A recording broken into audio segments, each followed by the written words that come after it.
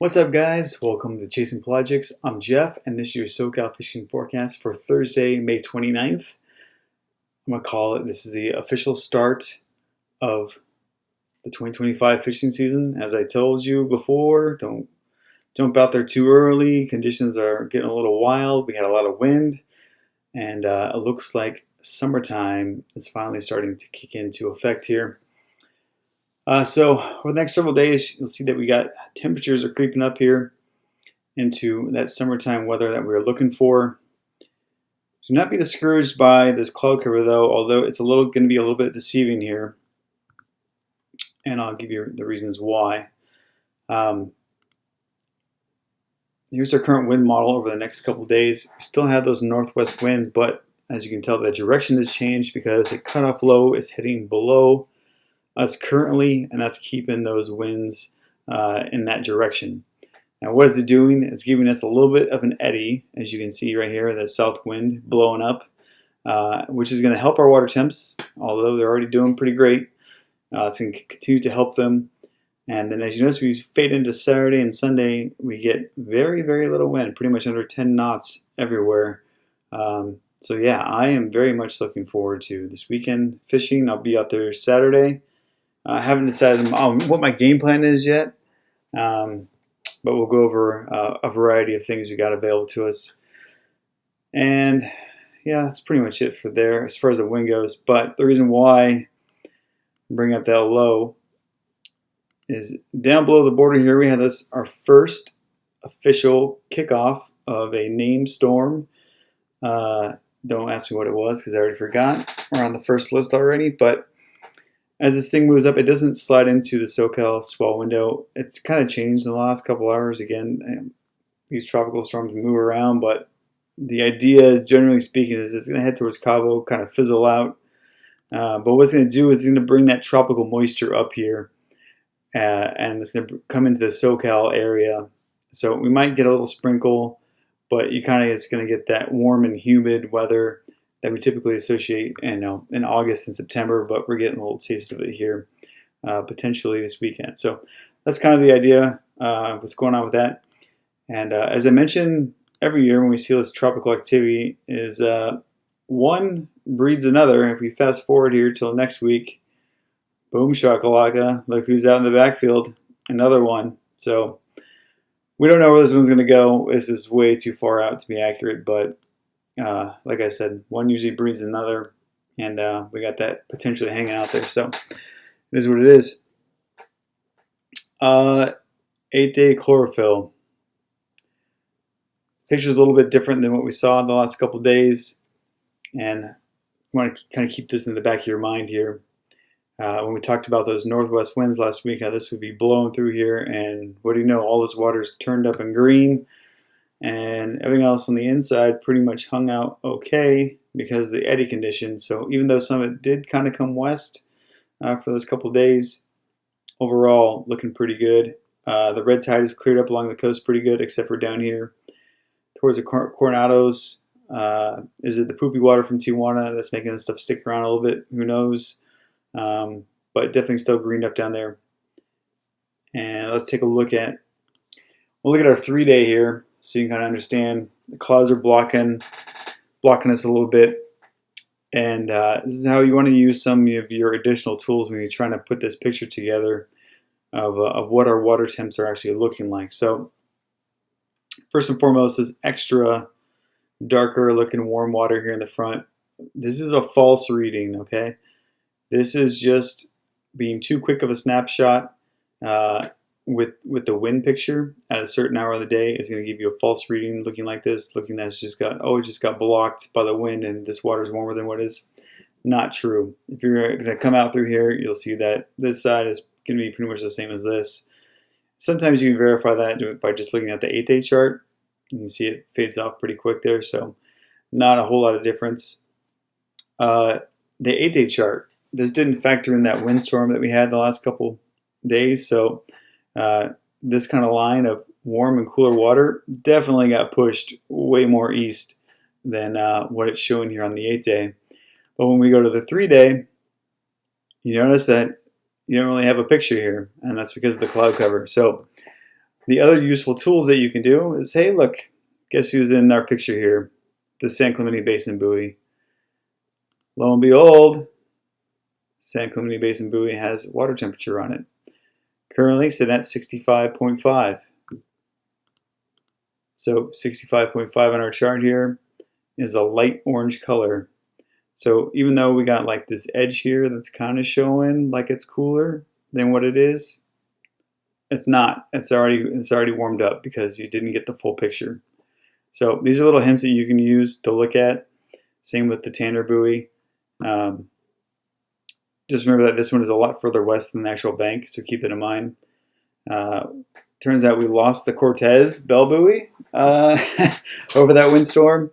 The Tanner buoy is showing like 10 foot out there, and this thing broke loose, so it's floating out here, probably heading on its way to Mexico for now. But yeah, we did lose the Tanner buoy. They're going to be on their way out to replace that, confirmed by the Coast Guard already, so that's some good news. But there is a buoy floating out there, a big red one, so keep your eyes peeled if you are traveling at night and you happen to be coming towards this area. But yeah, that's kind of the major things I wanted to point out and how you can kind of put something here together. Also on the buoy, if you want to know what these conditions are, you can click right on the latest marine forecast, which I already popped it up right here.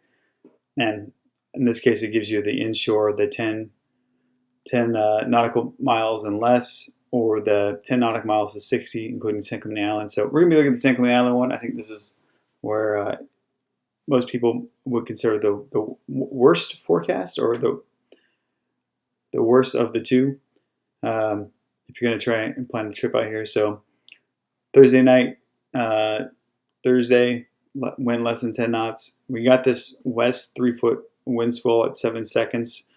This is just kind of left over from today. There's a small craft advisory out in the bigger waters or more west. So you're just going to have this leftover wind swell over the next couple of days, and it's going to fade out, even though it's still 3 foot, 9 seconds, spreading out again, and then dumping down in size west again, all the way into the weekend. But the consistent factor here is we've got wind less than 10 knots over 4 days in a row. So it's really going to help out the ocean conditions and finally get a nice day for private boaters for once. So island fishing. Channel Islands in general has been absolutely on fire for white sea bass. Remember, the limit is still 1. There has been some tankers coming in. I don't know if you saw the picture I shared on Instagram, but my friend Maui caught an absolute beast of one. Maui's not a small man, so when he's holding the fish and it looks big, it's definitely a fish of good size. So that was a very nice hog he had there. I expect more of those coming this week. If you did make it out to Catalina Island this past weekend, you did survive, hopefully. There was a ton of boat traffic as expected, and the fishing has actually been pretty good. But like I said, the biggest hurdle was the weather and the wind over the last several days. Not to give up any particular areas, because I think that bite's still going on pretty decent now. But we've had a good run of sea bass in the dark in multiple areas, and come along with that, yellowtail in the daylight, and occasional halibut as well. The Carnage has been out there selling live squid. Most of this stuff, if you're a white sea bass fisherman, I always tell you that they're not far from the lunchroom, so find your favorite squid nest that might be laying around. If you're in the dark, it's usually going to be either where you see a bunch of boats already got lights on, or you see a bunch of birds just floating and rafting around. That's usually a good area. Look for that green fuzz in your meter. That's usually them. You can confirm it by your light when they try and get them to float, or with squid jigs if you're not sure.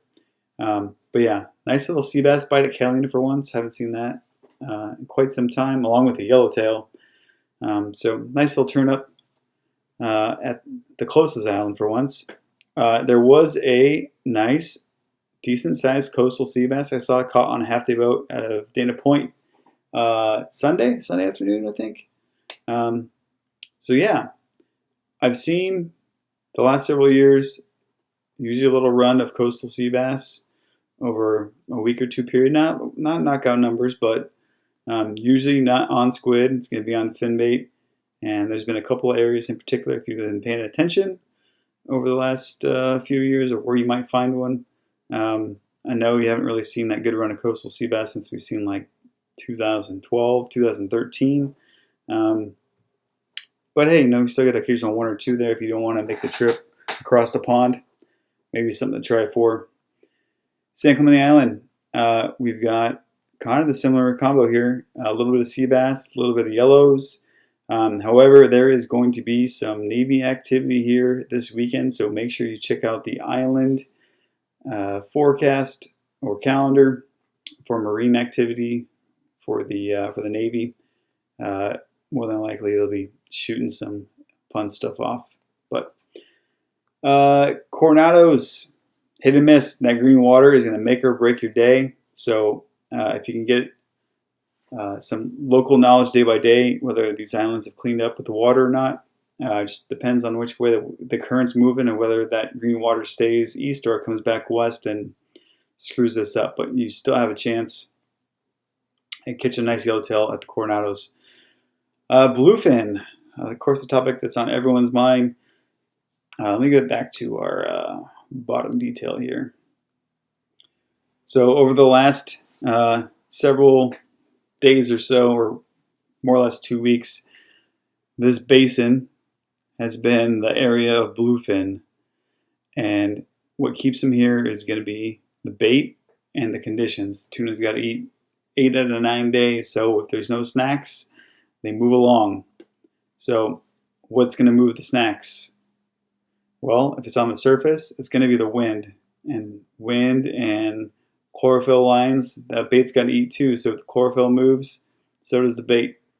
So keep that in mind when you start thinking about where fish were and where they're going to go based on weather conditions. So we talked about how that cold water line was going to shift this way. And then you go back and you look at your chlorophyll line, which I think is the biggest tell on the 8-day. And you notice we have this little hard liner here, kind of lining up.